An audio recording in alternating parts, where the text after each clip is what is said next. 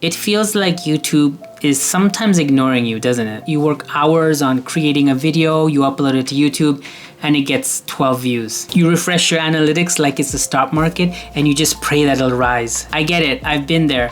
I'm still there, sitting with 24 subscribers and wondering if the algorithm hates you. But here's the thing, the algorithm doesn't hate you. It just doesn't care about you. Yet. In this video, I'm gonna explain to you how the YouTube algorithm really works, why it feels like it's sometimes ghosting you, and how to kind of get noticed by it without, following trends and selling your soul to the devil.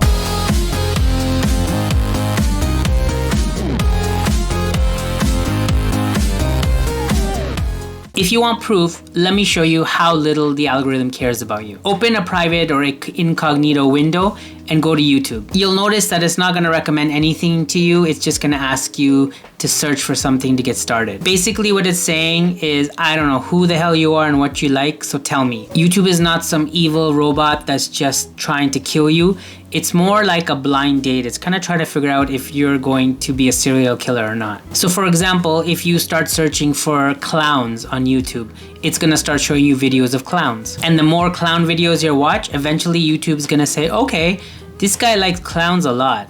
Here's 10 more videos. The more clowns you watch, the more clowns it'll throw at you. And that's as a viewer. So let's switch to the creator perspective. So let's say you're a creator who makes videos about dogs. Do you think the guy who's been watching clowns for the last 50 videos is suddenly gonna get a pop-up saying, hey, look, here's a video about a dog? And the answer is no, the algorithm doesn't hate you. It's not showing your videos not because it doesn't want to, it's because people who are searching for clowns are only looking for clown videos, not videos about your dog. And that's what the algorithm does, it follows patterns. It gives people what they're asking for. So then your next question is, well, then why isn't YouTube sending my videos about dogs to the people who are searching for dogs? Now that's a good question. This is the reason why small channels stay invisible for a long time. The algorithm's job is not to make you famous and popular on YouTube. The algorithm is to make sure that people keep watching videos on YouTube and don't go to another platform. And when you're a small creator and you're new on YouTube, unfortunately the algorithm just doesn't know or care about you. Think of it as being like a new person moving to a new city. You could be an amazing athlete, you could be the funniest guy on the planet or the coolest guy, but everyone's gonna ignore you because nobody knows you. No one recognizes your face and you're invisible to everybody. But that's not failure, right? That's just being new. And that's like my old channel, Aussie Awesome.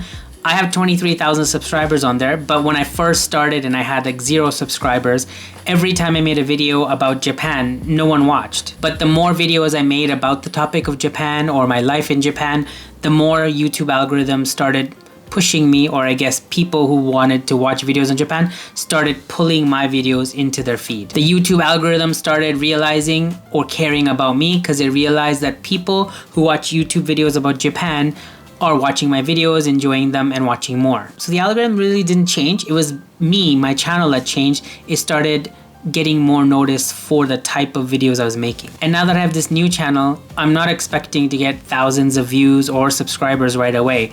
As you can see, my channel has been growing slowly but surely. I try to make videos that relate to each other and are kind of targeted to the same kind of people, so the algorithm knows that these are the kind of videos that that person would like. And if you're wondering, well, how do I know what kind of people like my videos? That is what I'm gonna talk about next. You like that segue.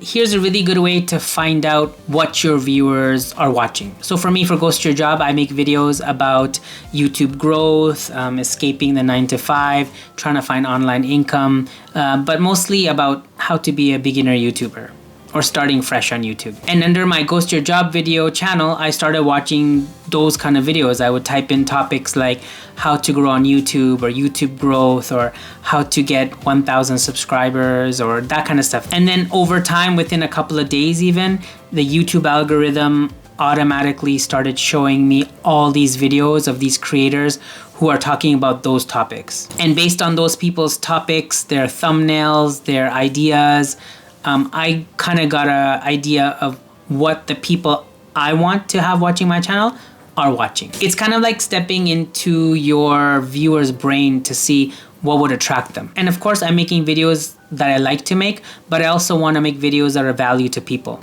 So the people that are watching those videos are the people that will hopefully be watching my videos. So it kind of gave me an idea of what is valuable to those people. So to get on that clown lovers feed, I needed to be the clown. Is that meta or what? But here's one thing that you really need to know about the algorithm.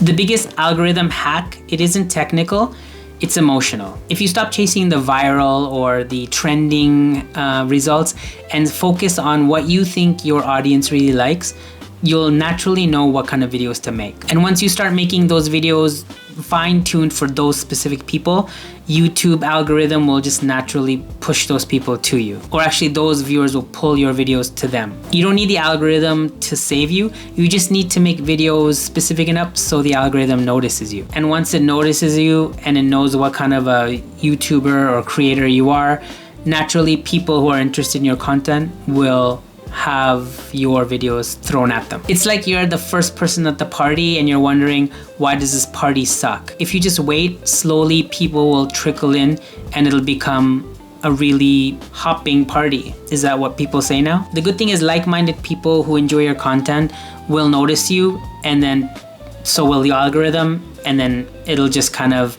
snowball. If you like this video and you want to help me increase the size of my party, feel free to thumbs up and subscribe. And if you're new to YouTube or thinking about doing YouTube, you should check out my last video where I talk about 5 niches that you can get into that is really easy for those who are beginners on YouTube or want to grow quickly. Take care and see you in the next video. Peace.